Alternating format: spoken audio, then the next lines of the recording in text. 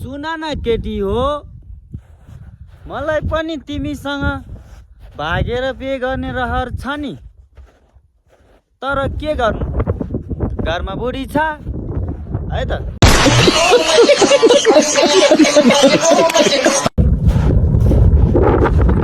यस्तो छ यी 6 महिनाको काम, के हुने होला अब 6 महिनापछि।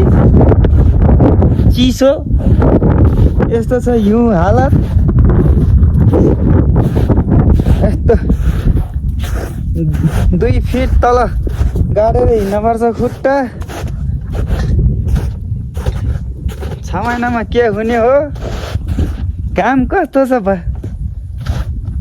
ओइ ओइ ओइ ओइ मा के हो यस्तो, घरमै चिप्ले यार। यस्तो छ गाइस, स्विजरल्यान्डतिरको दृश्य हेर्नुहोस्। यस्तो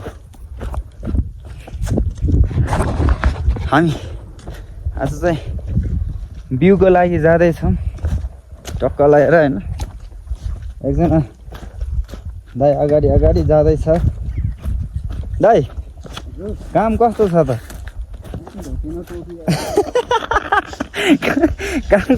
काम कस्तो छ? अब खन्ने त्यहाँ गएर बम बम काम त यस्तो छ। बारीतिर हेर्नुहोस् गाई, काम फेरि यो टनेलभित्र गयो भने फेरि आमा यस्तो पोल छ कि एकछिन बस्न सक्दैन। फेरि बाहिर निस्क्यो भने फेरि यस्तो जाडो हुन्छ कि आमा तट। यस्तै छ गाइस, यो टनलभित्र अब खन्न पर्ने यो भ्यूको लागि। हेर्नुहोस्